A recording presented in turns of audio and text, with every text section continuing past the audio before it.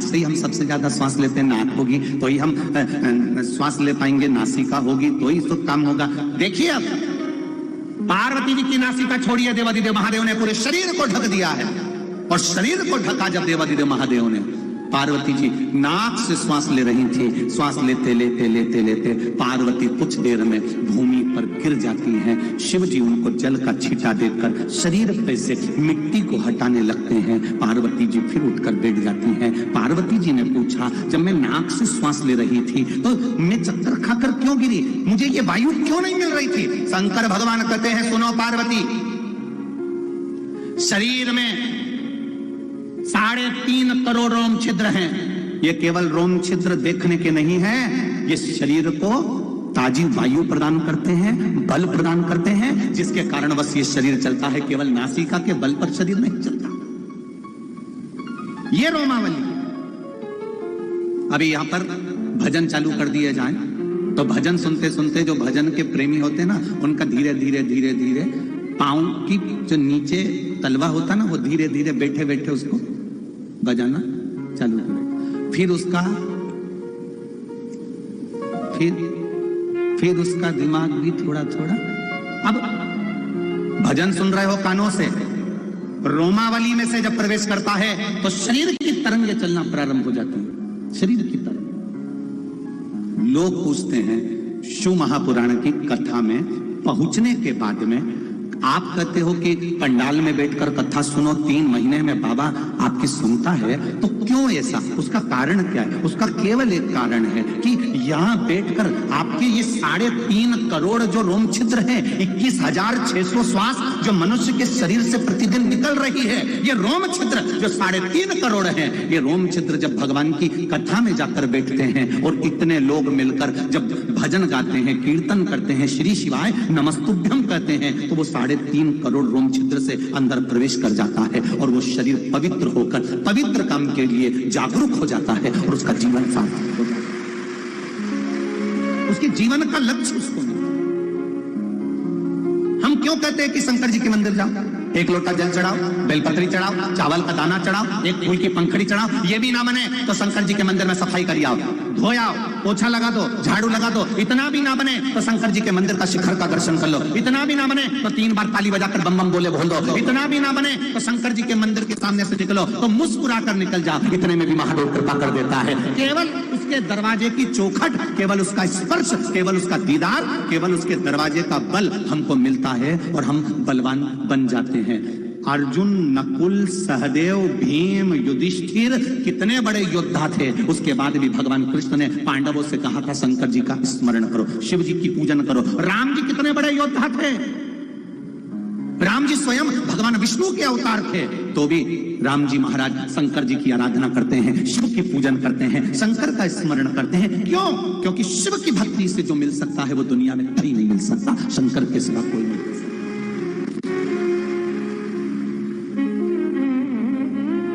16,108 रानियां थी मेरे भगवान कृष्ण की, एक भी रानी से संतान नहीं हुई।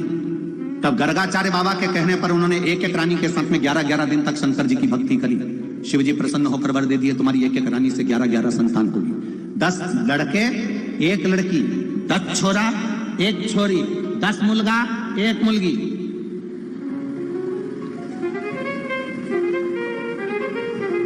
भगवान कृष्ण के यहाँ एक एक रानी से हुए 1,77,186 भगवान कृष्ण के बच्चे हुए। शिव की ये शंकर की दया उदार।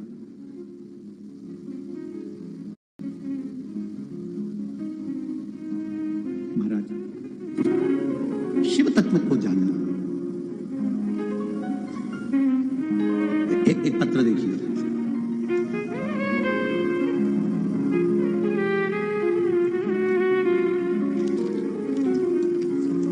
मैं गजानन,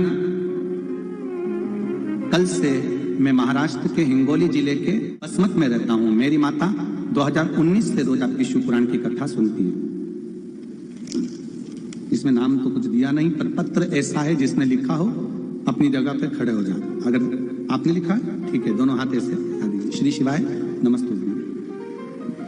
मेरी माता 2019 से रोज आपकी शिव महापुराण की कथा सुनती हैं। बिना कुछ मांगे 2019 से मेरा भोलेनाथ केवल मैं 1 लोटा जल चढ़ाता हूं और बाबा मुझे दे देता है, मुझे कहना भी नहीं पड़ता। इतनी कृपा भोलेनाथ जी की हो गई कि दुनिया का सारा सुख मेरे बाबा ने मुझे दे दिया। मुझ पे शिव जी की कृपा बरसती है। मैं क्या बखान करूं गुरुदेव। मेरी धर्म पत्नी मनीषा, उम्र 29 वर्ष, ब्रेन हेमरेज हो गया था। डॉक्टर ने बताया कि इनके बचने की कोई गारंटी नहीं, अगर ये बच भी जाए तो पहले जैसी नहीं रहेगी, इसका माइंड काम नहीं करेगा, ऑपरेशन भी, इसका ब्रेन हेमरेज ऐसा है कि उसका ऑपरेशन भी नहीं कर सकते। पर ये हो सकता है कि वेंटिलेटर पर पड़ी रहे, आईसीयू में पड़ी रहे और उसकी बाकी की जिंदगी ऐसी ही निकले। मैं भगवान शंकर पर 1 लोटा जल चढ़ाने लगा। मेरी धर्मपत्नी को आईसीयू में भर्ती कर दिया गया। डॉक्टर ऑपरेशन का मना कर रहे हैं, दूसरे डॉक्टर ऑपरेशन का बोल रहे हैं, यही बीच में आपस में चालू हो गया काम। मैंने बस हॉस्पिटल से गया और 1 लोटा जल शंकर जी को चढ़ाया और वहां पर चढ़ी हुई बेलपत्र उठा लाया। धर्मपत्नी के पलंग पर आईसीयू के रूम में उसके गद्दे पर तकिए के नीचे बेलपत्र को रख दिया। केवल मेरी पत्नी का जब धीरे धीरे डॉक्टरों ने इलाज चालू करा तो वो कोमा में जाती चली गई और कोमा में जाने के बाद उसका शरीर केवल एक बॉडी की तरह रह गया। बेलपत्र उसके सिराने पर रख दिया, उसका शरीर हिल नहीं रहा था, कोमा में उसकी स्थिति थी। डॉक्टर ने कह दिया ये 5 दिन ऐसी रह जाए कि 50 दिन ऐसी रह जाए, कोई भरोसा नहीं, इसको चाहो तो ले जा सकते। मैंने भी डॉक्टर साहब से कहा आप अपना इलाज करिए, मैं बाबा से विनती करूंगा। मैंने भी 5 दिन बाबा को दे दिया, बाबा उसको 5 दिन हॉस्पिटल में रखूंगा और 5 दिन हॉस्पिटल में रखूंगा, डॉक्टर मुझे पानी नहीं पिलाने देंगे, मैं उसके शरीर पर लगाऊंगा। मैंने भी टीवी पर कथा सुनी है, वो सीहोर वाला महाराज शिव पुराण में कहता है सारी समस्या का हल 1 लोटा जल। मैंने भी 5 दिन आपसे मांगे हैं बाबा। 5 दिन मैंने डॉक्टर से कहा आप रखो हॉस्पिटल में, ये कोमा में चली गई है, मैं शिव जी को जल चढ़ाता उसके शरीर पर लाके छींट देता। रोज मैंने यही करा। 5 दिन के बाद में बाबा की ऐसी कृपा हुई, उसका शरीर हलचल करना प्रारंभ हो गया, कोमा से बाहर हो गई और डॉक्टर की कृपा से वो स्वस्थ हुई। ये शिव कृपा बेटी है। हर हर शिव तत्व इसी को कर, शंकर इसी को कर, करुणा सागर इसी को कर,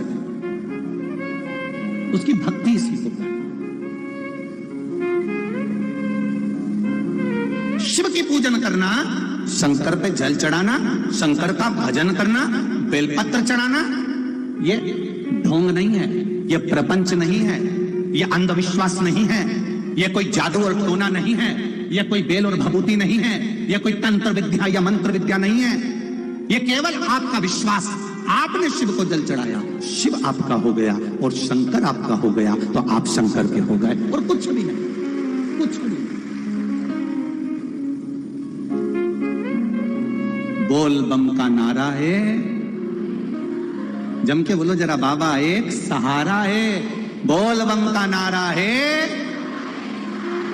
केवल उसके सहारे पर, उसके भरोसे पर। भोलेनाथ दया करना, मैं तेरे भरोसे हूँ, मेरे बाबा दया करना, मैं तेरे भरोसे हूँ। ना घर के भरोसे हूँ, ना परिवार के भरोसे हो, ना घर के भरोसे हो, ना परिवार के भरोसे हो। आप भी बोलिए मेरे बाबा दया करना, मैं तेरे भरोसे हूँ, मेरे भोले दया करना, मैं तेरे भरोसे हूँ। दुनिया ने छला मुझको, अपशब्द कहा मुझको, दुनिया ने छला मुझको, अपशब्द कहा मुझको, मेरे बाबा दया करना, मैं तेरे भरोसे हूँ, मेरे भोले दया करना,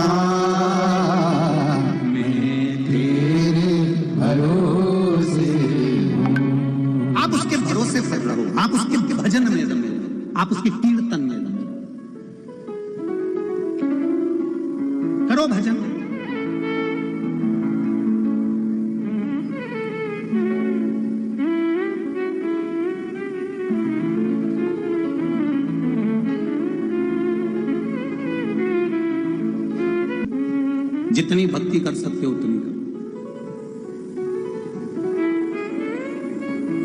कल एक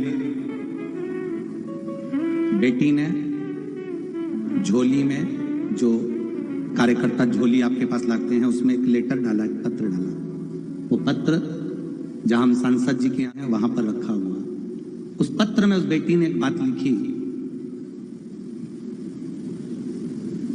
हम मंदिर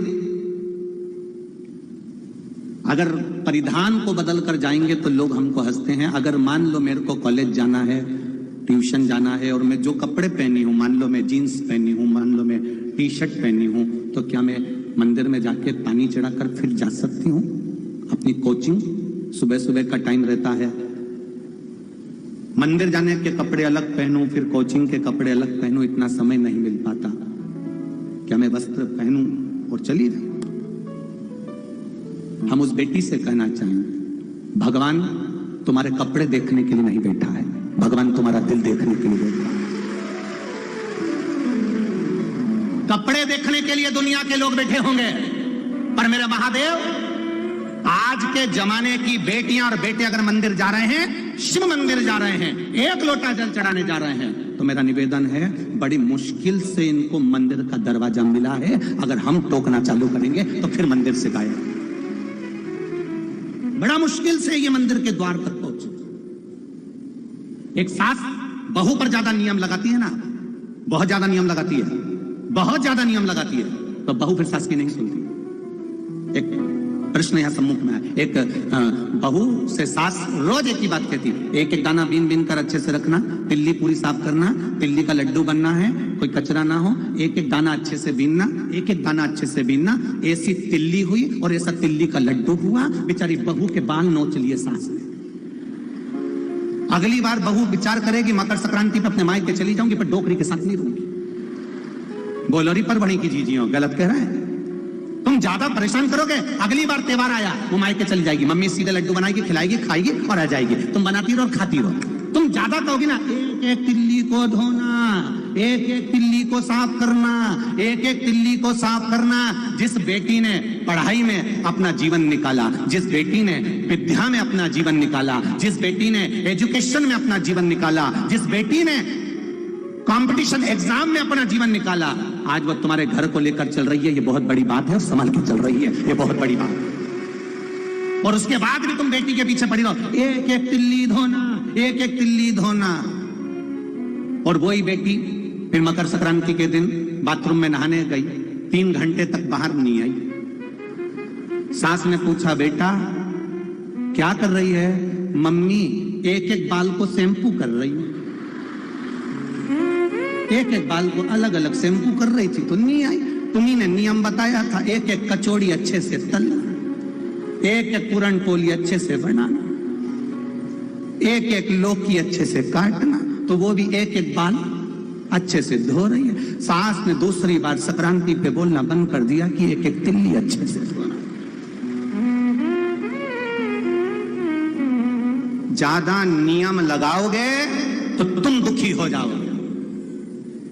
वो जा रहा है मंदिर तक, उसको जाने दो। वो जा रहा है भगवान के भजन तक, उसको जाने दो। वो जा रहा है कीर्तन तक, उसको जाने दो, जाए वो।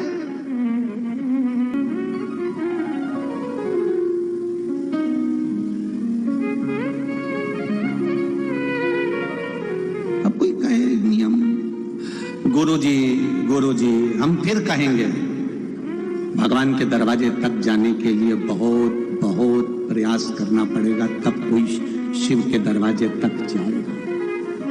एक लोटा जल शिव भगवान को चढ़ाने के लिए वस्त्र नहीं, दिल चाहिए। हम कौन से कलर के कपड़े पहने जिससे हमें भगवान मिल जाए? हम कौन से कलर के कपड़े पहने जिससे हमें भोलेनाथ मिल जाए? हम कौन सा कपड़ा बदलें जिससे हमें भगवान मिल जाए? भगवान कभी कपड़े से नहीं मिलता, भगवान कलेजे से मिलता है। दिल बदलना पड़ता है, दिल बदलना। जब दिल बदलेगा तो ज्ञान अपनी जगह पर कह रहा है, विज्ञान अपनी जगह पर कह रहा है। ज्ञान भी कह रहा, विज्ञान भी कह रहा। समझ रहे?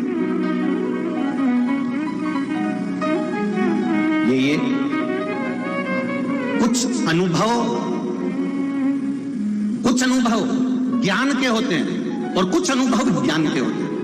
ना विज्ञान बुरा है ना ज्ञान बुरा है, ज्ञान से विज्ञान की प्राप्ति हुई है, ना कि विज्ञान से ज्ञान की प्राप्ति। एक पुलिस वाला थाने में बैठा था और एक व्यक्ति एक स्त्री के कपड़े में था, इतना घूंघट था, चूड़ी पहना था, पांव में पायल, बिछुड़ी, करदोनी, गजरा सब लगाया हुआ था, इतना इतना घूंघट डला हुआ था। वो व्यक्ति उस स्त्री को पकड़ के थाने में ले आया, वो महिला को पकड़ के थाने में लाया और महिला को पकड़कर थाने में लेकर आया और उसने थानेदार से कहा, सर साहब ये जासूस है, ये जासूस है। थानेदार बोला, तुम कैसे कह सकते हो कि जासूस है? अरे साहब, पहले तो ये औरत नहीं है, स्त्री नहीं है, ये नारी नहीं है, ये पुरुष है। थानेदार कह रहा है उसका पूरा लिहाज, जो वस्त्र है, आभूषण है, उसका पूरा स्वरूप बता रहा है कि स्त्री है और तू कह रहा है कि पुरुष है। तू कैसे कह सकता है कि पुरुष है? साहब मैं कह रहा हूं ये पुरुष है। बुलाओ लेडीज कांस्टेबल को और इसके कपड़े उतारो। अब लेडीज कांस्टेबल को बुलाया गया, उसका आभूषण उतारना चालू करा तो मालूम पड़ा कि वो सही में पुरुष था। अब थानेदार को यह चिंता लग गई कि मैं नहीं पहचान पाया, तूने कैसे पहचान लिया कि यह पुरुष है? तू कैसे पहचाना? तो उसने कहा, साहब ये एक सुनार की दुकान के सामने से निकल के जा रही थी, सुनार की दुकान पर इसने पलट कर नहीं देखा, मैं उतनी देर में समझ गया कि यह स्त्री नहीं है। मैं उतनी देर में समझ गया कि यह स्त्री नहीं है, क्योंकि कितनी भी कैसी भी विपदा आ जाए, सुनार की हीरे की दुकान पे तो एक बार घूमकर देख ही लेती, स्त्री होती तो देखती।